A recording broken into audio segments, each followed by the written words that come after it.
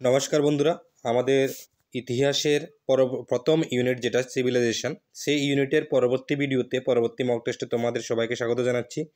Video শুরুর আগে তোমাদের একটু ইনফরমেশান দিয়ে দিই যে আমাদের ডেসক্রিপশন বক্সে সিভিলাইজেশনের যে শর্ট নোটসগুলো আছে সংক্ষেপে অতি সংক্ষেপে সেই নোটসগুলো দেওয়া আছে। সুতরাং ভিডিওটা পজ করো, তোমরা ভালোভাবে ওই নোটসগুলো 2-3 বার পড়ে নাও, তারপর মক টেস্টটা দেবে, তাহলে তোমাদের প্রিপারেশন একটু ভালোভাবে এগিয়ে যাবে। ঠিক আছে, তো আর দেরি না করে আমরা শুরু করছি আজকের ভিডিওর প্রথম প্রশ্ন 21 নম্বর। আজকে আমরা 21 থেকে 30 নম্বর পর্যন্ত প্রশ্নটা আলোচনা করব। 21 নম্বর প্রশ্নে আছে, মিশরের প্রাচীন ধর্মে মূলত কোন দেবতাকে পূজা করা হয় হতো? রাহু, ইসিস, সূর্য দেবতাকে নাকি ভগবান শিবকে? মিশরের প্রাচীন ধর্ম মতে কোন দেবতাকে পূজা করা হতো?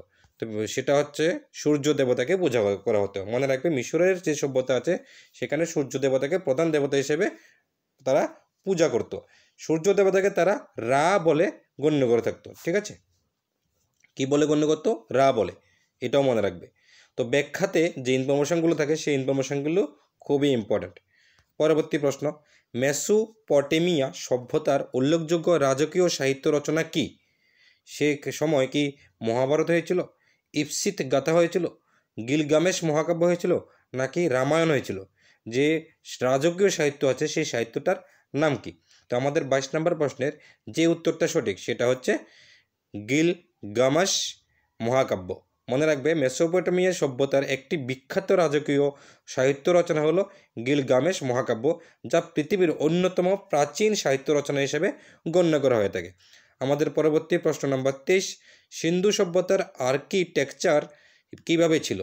প্রতীকী আর্কিটেকচার ছিল, অঙ্গীকারমূলক আর্কিটেকচার ছিল, পরিকল্পিত আর্কিটেকচার ছিল, নাকি অস্বাভাবিক আর্কিটেকচার ছিল?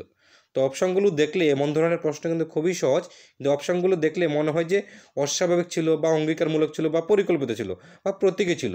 সবগুলি কিন্তু সঠিক মনে হয়। ঠিক আছে না, এক একজনের কাছে এক একটা সঠিক লাগে। তো মনে রাখবে, এমন ধরনের প্রশ্ন কিন্তু টিআরবিটি টিয়ার 2 পরীক্ষার মধ্যে দিয়ে থাকে। তো এটার 23 নম্বর প্রশ্নের সঠিক উত্তরটা হচ্ছে পরিকল্পিত আর্কিটেকচার।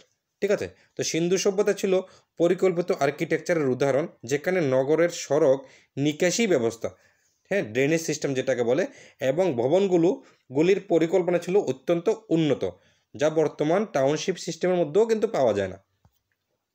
পরবর্তী 24 নম্বর, আর্য সভ্যতার প্রথম ধর্মীয় গ্রন্থ কোনটি? আর্য সভ্যতার প্রথম ধর্মীয় গ্রন্থ কোনটি? ভগবদ্গীতা, বেদ, পুরাণ, নাকি উপনিষদ? আর্য সভ্যতার প্রথম ধর্মীয় গ্রন্থ কোনটি? প্রথম ধর্মীয় গ্রন্থ হচ্ছে বেদ। তো আর্য সভ্যতার প্রথম ধর্মীয় গ্রন্থ ছিল বেদ, যা প্রাচীন ভারতীয় ধর্ম এবং দর্শনের মূল গ্রন্থ। আমাদের পরবর্তী প্রশ্ন, মিশরের প্রথম মহিলা ফারাও কে ছিলেন?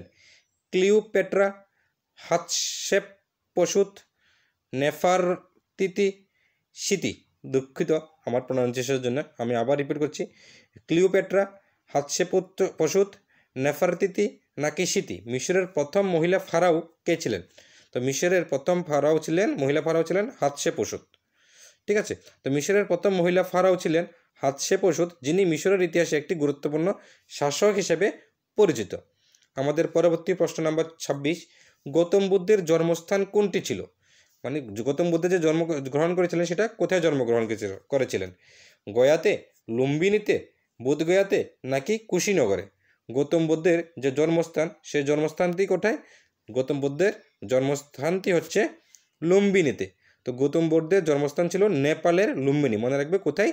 নেপালে জন্ম হয়েছিল বুদ্ধদেবের।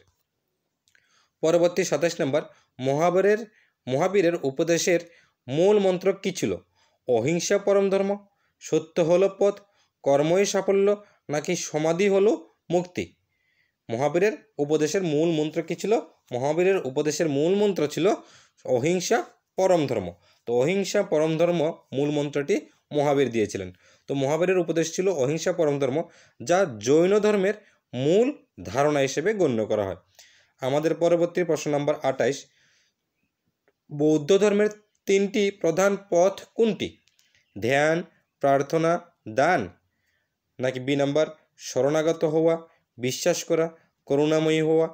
সি নাম্বার বুদ্ধ, ধর্ম, সঙ্গ, এবং ডি নাম্বার মহাশান্তি, আত্মশুদ্ধি, নাকি ধর্ম?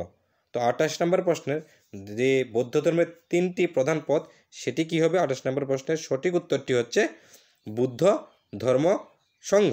তো বৌদ্ধ ধর্মের 3টি প্রধান পথ ছিল বুদ্ধ ধর্ম এবং সংঘ, যেগুলি বৌদ্ধ ধর্মের ভিত্তি। আমাদের পরবর্তী প্রশ্ন, বৌদ্ধ ধর্মের নির্বাণ বলতে কী বোঝায়? মহাপ্রাণ, দুঃখের সমাধান, মৃত্যু নাকি জীবনের উদ্দেশ্য? আমরা চেষ্টা করি প্রত্যেকটা প্রশ্নের সাথে সাথে ব্যাখ্যা দিয়ে দিতে। এই ব্যাখ্যাগুলো কিন্তু অনেক ইম্পর্টেন্ট, যেগুলো তোমাদের টিআরবিতে পরীক্ষার মধ্যে ও ব্যাখ্যা থেকেও তোমাদের প্রশ্ন আসতে পারে। সেই জন্য ব্যাখ্যাগুলো কিন্তু ভালোভাবে তোমরা দেখে নেবে।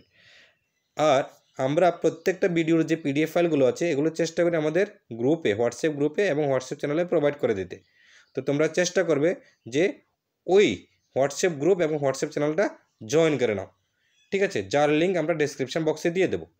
এছাড়াও যদি লিঙ্কগুলো কাজ না করে আমাদের কমেন্ট বক্সে কমেন্ট করে জানাবে, আমরা তোমাকে কমেন্টে রিপ্লাই দিয়ে গ্রুপের লিঙ্কটা দিয়ে দেওয়ার চেষ্টা করে থাকবো, ঠিক আছে? কিন্তু আমাদের একটাই উদ্দেশ্য, তোমরা ভালোভাবে প্রিপারেশন করো। আমাদের গ্রুপে জয়েন করলে তোমাদের যদি নির্দিষ্ট কোনো টপিকের উপর নোটস পাচ্ছ না, যেমন ইংলিশ প্যাডাগোগি হতে পারে, বেঙ্গলি প্যাডাগোগি হতে পারে, ঠিক আছে, বিভিন্ন সাবজেক্টের প্যাডাগোগি বা প্যাডাগোগির বিভিন্ন পার্টিকুলার টপিক, সেগুলো আমরা তোমাদের ফ্রি অফ কস্টে প্রোভাইড করে দেবো।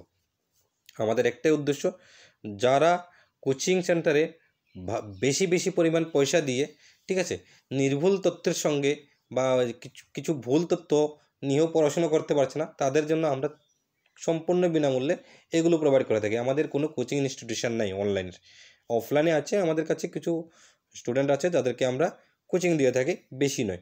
তো আমরা অনলাইনের মাধ্যমে সবার কাছে এটা পৌঁছে দিতে চাই, ঠিক আছে? তো 29 নম্বর প্রশ্নের যে উত্তরটা সঠিক সেটা হচ্ছে দুঃখের সমাধান। তো বৌদ্ধ ধর্মের নির্বাণ মানে দুঃখের সমাধান বা মোক্ষ বা মুখ্য, যা চক্র থেকে মুক্তি পাওয়াকে বোঝায়। পরবর্তী 30 নম্বর, জৈন ধর্মের নীতির মধ্যে কোনটি অন্তর্ভুক্ত ছিল না? অহিংসা, সত্য, নীতি নাকি ঈশ্বরের পূজা? কোনটি অন্তর্ভুক্ত ছিল না? মনে রাখবে, না দিয়েও অনেকগুলো প্রশ্ন আসে। তো 30 নম্বরের প্রশ্নের যে উত্তরটা সঠিক সেটা হচ্ছে ঈশ্বরের পূজা। জৈন ধর্মে কিন্তু ঈশ্বরের পূজা করা হয় না, বরং অহিংসা, সত্য এবং নৈতিকতা নিয়ে আলোচনা করা হয়। তো ধন্যবাদ সবাইকে ভিডিওটা শেষ পর্যন্ত দেখার জন্য। আর তোমাদের আমি আবারও অনুরোধ করব যে প্রত্যেকটা ভিডিওকে পজ করে তোমরা নোটসগুলো ডেসক্রিপশন বক্স থেকে পড়ে নেবে। এটা সম্পূর্ণ বিনামূল্যে তোমাদেরকে দেওয়া আছে। তারপরে তোমরা মক টেস্টটা দেবে।